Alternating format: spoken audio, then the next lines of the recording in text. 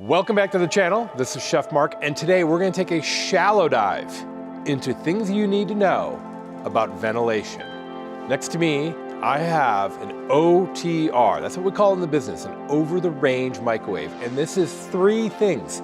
It is a microwave, it has a light, and it is a fan. And that's what we're going to focus on, the ventilation of not only an OTR, but a couple different ways to move air in your kitchen so that you're removing odor, heat, and moisture.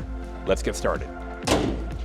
This is the most common setup you see in most homes, the OTR, the over-the-range microwave. And the reason being is that it saves quite a bit of space having the vent and the microwave above the range. I have this in my home, and quite frankly, I like it. I don't see a reason to have the microwave anywhere else. Reasons you might not have an OTR is because maybe you don't have room in your kitchen.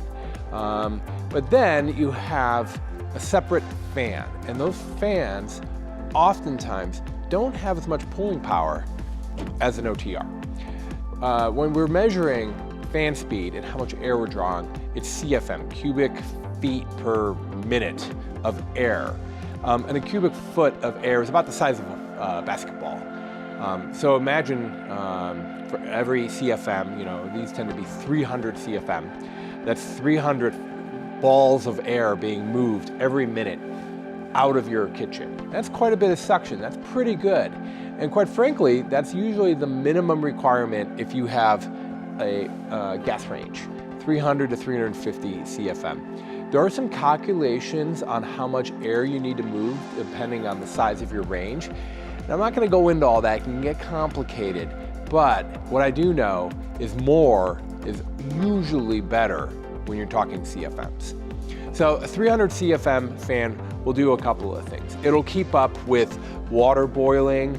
It'll keep the front of your microwave from getting drenched, the bottom of your microwave getting drenched. It will move a fair amount of smoke, and of course it will move quite a bit of cooking odor.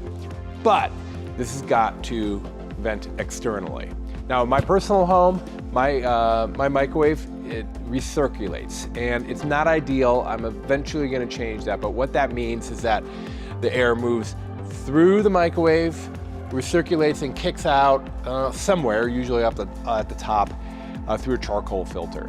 So we're not removing heat when we do that, and it's not a very effective way to remove odor and moisture as well. So ideally, these are set up to vent outside. It's actually amazing to me that code doesn't require that these fans move air to the outside, but for some reason it is not.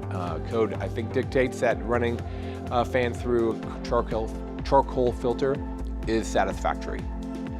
Ideally, if you're able to vent your fan to the outside, that is indeed best. All right, now that we know what a CFM is and what an OTR does, let's take a closer look at some other venting options. A premium option is a large hood that's independent of a microwave or any other appliance.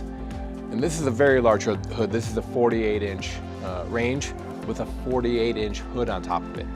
These can be relatively expensive considering it's a box with a fan in it. But it's really critical to have this much ventilation when you have this much firepower coming off your range. So these can be, believe it or not, recirculate vented depending on the house, but the best option is to have this moving air to the outside. There's a couple different ways you can put the blower. You can put the blower directly inside of this, this casing here, and that would be the noisiest option, but also the least expensive. And then you can put a fan inline and finally externally. The farther the fan is away from the kitchen, the quieter things are, but you're adding expense. And what's interesting is these blowers, typically they're around 400 CFM per blower, and if you need more ventilation, more suction power, you just double up on the blowers. So you add two blowers, two 400 CFM blowers, does indeed add up to 800 CFM. Now a lot of the manufacturers have gotten clever. What they've done is they've designed baffles and wind movement to reduce the amount of exhaust noise that is created when the fan is running.